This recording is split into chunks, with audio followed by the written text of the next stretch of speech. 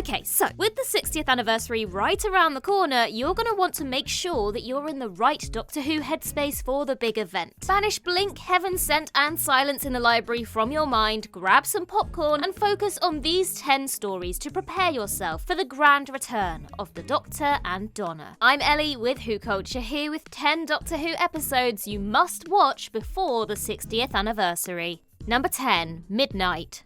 Russell T Davies is probably best remembered for his bombastic Christmas specials and series finales. Though his era contained many examples of some more contained chamber pieces, they were usually written by other people. But Midnight is that rare example that was penned by the man himself. Largely comprising a single 40-minute scene in one room and with the same 8 characters throughout, Midnight is unlike anything else in the first RTD era. With its unrelenting psychological horror, it left a massive impact on viewers. Very impressive when you consider that it was written in a matter of days as a replacement for another script. Talk about diamonds forming under pressure. It's also a brilliant showcase for David Tennant, just as the episode that follows it, Turn Left, is a brilliant showcase for Catherine Tate. Upcoming second special, Wild Blue Yonder, has recently been described by Tennant as Russell off the leash, and Midnight and Turn Left are probably the closest we've got to this so far. Though it sounds like he's going even further this time, which is very exciting. Time will tell whether Wild Blue Yonder is as crazy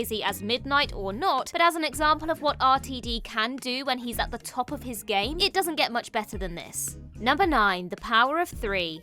Many of the characters returning for the 60th were revealed early on, but one whose involvement was kept under wraps until fairly recently is Kate Lethbridge-Stewart. Including 14, Kate has now encountered 6 Doctors, as many as her father did in the classic series, and every recent incarnation since the 10th. And it all started 11 years ago in The Power of Three. The most recent trailer for the 60th sees Kate considering how to fight the human race. Her debut story saw her grapple with a similarly unorthodox alien invasion. A sudden wave of small black cubes that survey humanity for a whole year before attacking. From the off, Kate is a brilliantly badass character, and as a member of a real-life dynasty, albeit an acting one, Gemma Redgrave is perfectly cast as the Brigadier's daughter. The Power of Three also introduced the current iteration of UNIT, which, having survived a temporary closure, is back and stronger than ever. With rumours rife of a UNIT spin-off and appearances confirmed for the 2024 season, the organisation looks to be playing a key role in RTD2, and this episode was the first step towards that bright future.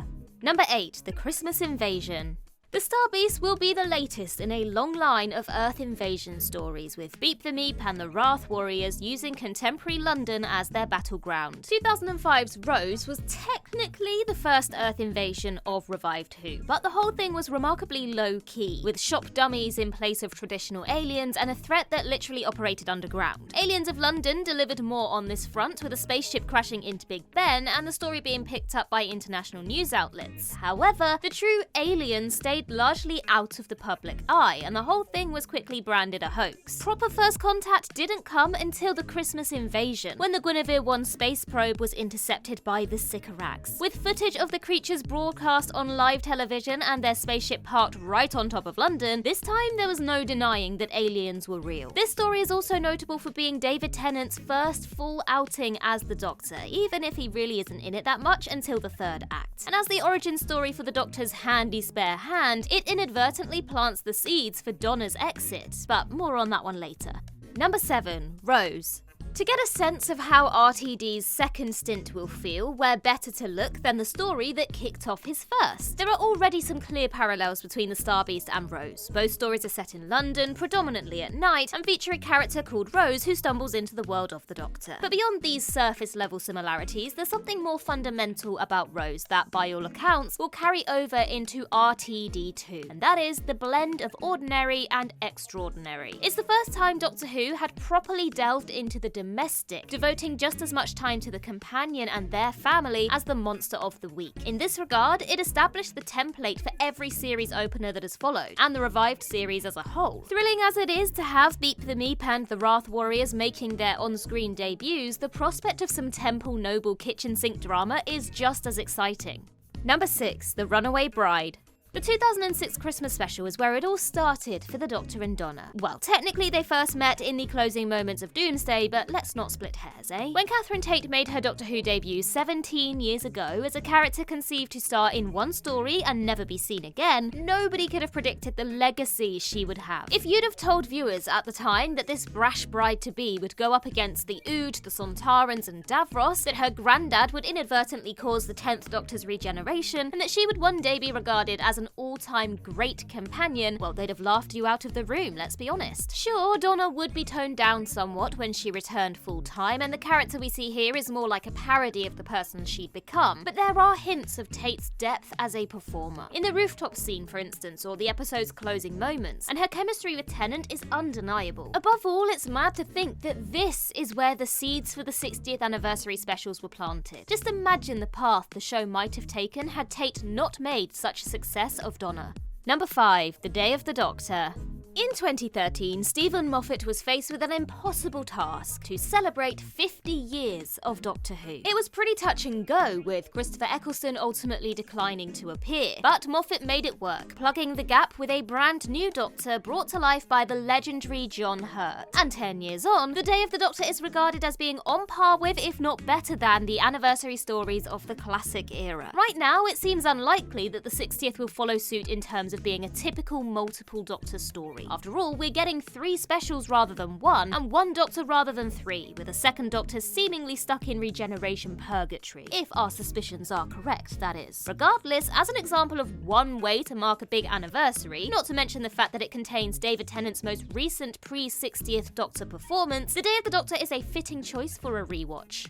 Number 4. Partners in Crime. The Runaway Bride might have been Donna's introduction, but Partners in Crime is the story where she became a fully fledged companion. The fact that Donna had already appeared in the show makes this an unusual but wonderfully affirming series opener. It's a reintroduction rather than an introduction, to a character that originally declined the offer of further adventures but has since done a 180. Whereas Donna's meeting with the Doctor in the 60th will be completely spontaneous, this one was completely deliberate. She's faced with a hurdle that no other companion has faced, having to find the Doctor rather than just letting them find you. But she does so with grit and determination. Arguably, this makes Donna a more worthy TARDIS traveller than any other, and it makes her reunion with the Doctor all the more satisfying, with the mime sequence ranking as one of the best ever Dr. Donna moments. This is also the story that properly established the Noble family unit. Mum Sylvia and Grandad Wilf had previously appeared in Christmas specials, but get considerably more to do here. Partners in Crime is a perfect reminder of what made David Tennant and Catherine Tate such a great duo. It's definitely one you're going to want to rewatch ahead of their second big reunion.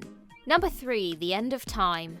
As the final chapter of RTD's first era and his most recent Doctor Who story to date, The End of Time is one you're going to want to revisit before the 60th. It's a significant story for both the Doctor and Donna, and though conceived as a grand finale, in retrospect it's more of a comma than a full stop. It's the end of the road for the 10th Doctor, but when it comes to David Tennant's Doctor Who journey, that's now only half the story. Similarly, it's more of a prologue for the next stage of Donna's life as a wife and mother. It introduces us to her husband, Sean, a character whose return definitely wasn't on our bingo card, setting the stage for the Noble clan to expand. The End of Time was also the last story for Donna's mum Sylvia, but most of all, it's a showcase for her Gramps Wilf, who for one story only fills the boots of his granddaughter and becomes a companion himself. It's also another example of destiny having a hand in events, with Wilf being the unwitting agent of the 10th Doctor's demise. I mean, was this part of the Toymaker's master plan? Anything's possible. Number 2. The Power of the Doctor.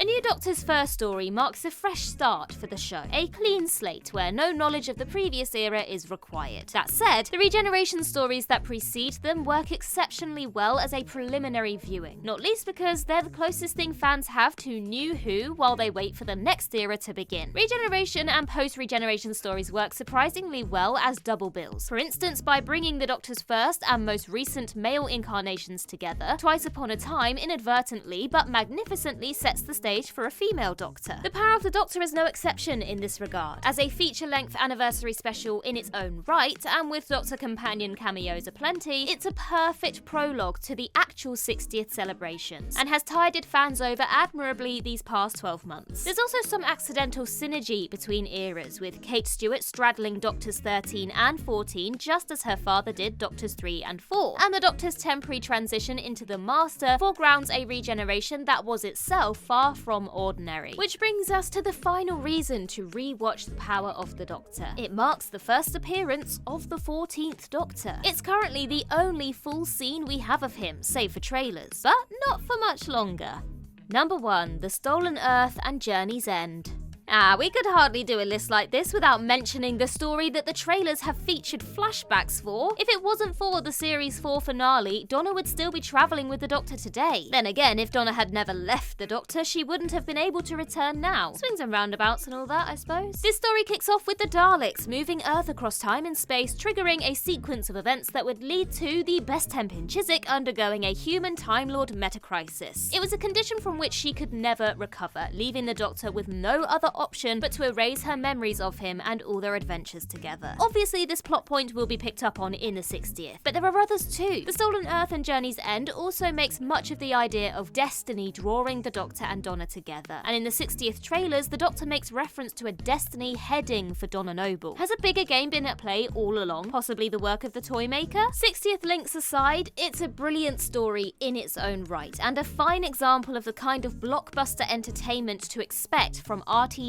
second era. And that's everything for this list, but while we're on the topic of the 60th anniversary, why not check out 10 insane Doctor Who 60th anniversary theories, which will be linked on the screen. In the meantime, I've been Ellie with Who Culture, and in the words of River Song herself, goodbye, sweeties.